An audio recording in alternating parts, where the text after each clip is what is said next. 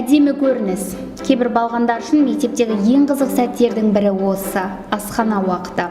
Алайда балалықтың бұл ғажап көрінісін бұзып жіберетін жайттар бар. Ауру астан дейді қазақта. Қазіргі таңда мектептегі асханалардың тамақтарынан ата-аналардың біразының көңілі қалған секілді. Олардың ғаламтордағы желілерге қалдырған пікірлері көңіл көншітпейді. Осы жерден сұрақ туындайды. Неге? Мәселемен қалай күресу керек? Қалай шешсек болады?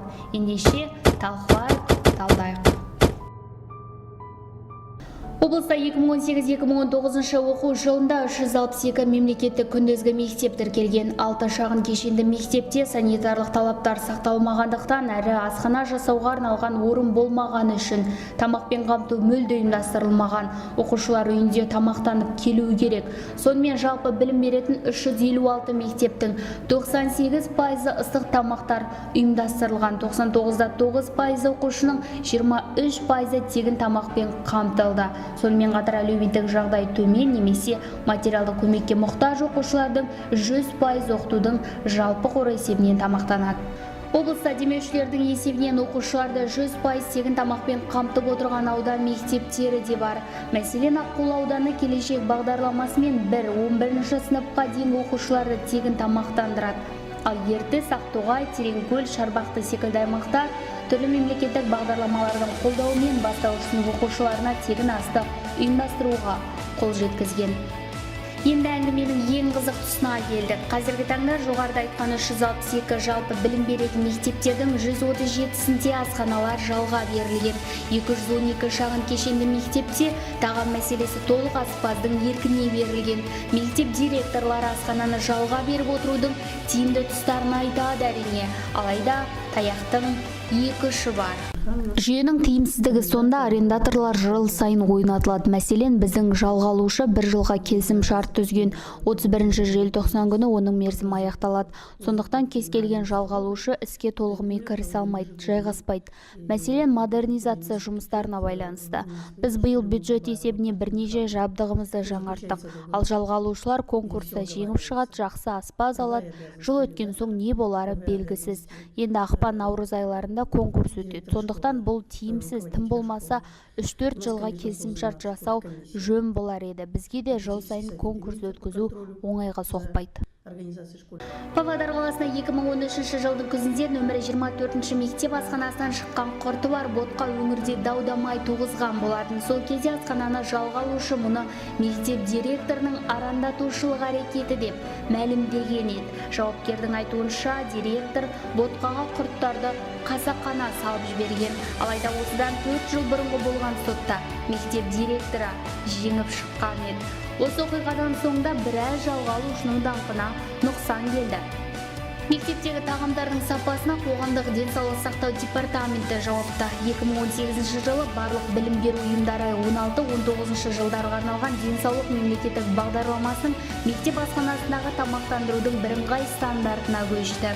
Ал тамақтандыру тәртібі мектеп басшылығы мен конкурста жеңіп шыққан кәсіпкерлер арасындағы өзара келісім шарт негізінде жүзеге асады.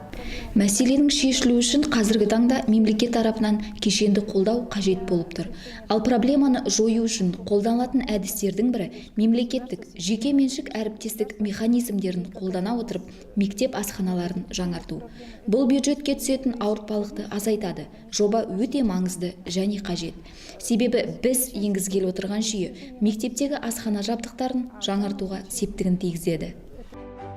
Айта кетерлік ақпарат, санитарлы ережелерге сәйкес дайын тағамның сапасын мектептік бракеражды комиссия тексереді. Комиссия құрамында әкімшілік өкілдер, мектеп дәрігерлері және ата-аналар комитетінің төрағалары кіреді. Бракеражды комиссиясының міндеті білім алушылардың тамақтануын ұйымдастыру және сапасын қадағалау.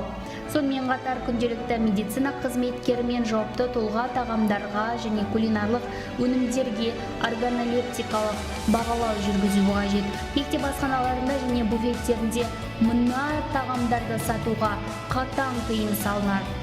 Олар кремі бар кондитерлік өнімдер, тұтынушылар қорабындағы кондитерлік өнімдер және тәттілер, қаймақ және майонез қосылған күрделі салат өнімдері, өнеркәсіпте дайындалмаған тағам өнімдері, тез дайындалатын тағам концентраттарын қолдануға, тәтті алкогольсіз сусындар, алкогольсіз энергетикалық сусындар, концентратты шырындар, фастфудтар, гамбургерлер, чипсы, қытырлақ нандар, ащы соустар, кетчуп, ащы қоспалар. Біз айта беруіміз мүмкін, ел не демейді, алайда бар шындық күнделікті балалар мен ата-ананың көз алдында өтіп жатыр. Олар өтірік айта алмайды, көрмеген сыңай танытпайды. Барды бар, жоқты жоқ деуден сескенбейді. Бізде ыстық тамақ, екінші тағамға өзіне алғың келеді, соны аласың. Бір жұмасына 1500 теңге төлейміз. Маған гречка ұнамайды, және борщ ұнамайды мектебінде. Мен бесплатникпін, мен күн сайын ыстық тамақ ішемін. Бізге суп берді, ішіндегі тоқпай қалдық, немене бар екені. Там бір-екі картоп. Енді білмейміз ғой немене беріп жатқанын, әйтеуір ақша төлейміз соған. Тамағына күні 300-ден. Тиімді ма? Тиімсіз әрине, ауыр ғой қазіргі жағдайда. Мектептегі асхана мәселесі еліміздің барлық облысында бар. Жақында ғана басынан дау арылмаған бұл проблемаға нүкте қою үшін 2017 жылы денсаулық сақтау министрлігі республикадағы 4 облысты тексерген болатын. Нәтижесі қалай болды дейсіз ғой? Қорытынды бойынша 7 және 15 жас аралығындағы балалардың бойына жеміс-жидекке, теңіз өнімдеріне деген тапшылық байқалған. Сонымен қатар олардың бойында А, В1, ПП витаминдері, кальций жетіспеушілігі де сезілген екен. Біз субъективті пікір қалыптастырудан аулақпыз, әрине, белгілі бір пікір қалыптастыру өз еркімізде. Дегенмен де бала біздің еліміздің кемел келешегі десек, олардың денсаулығына бейжай қарау, бала болашағына балта шабумен тең.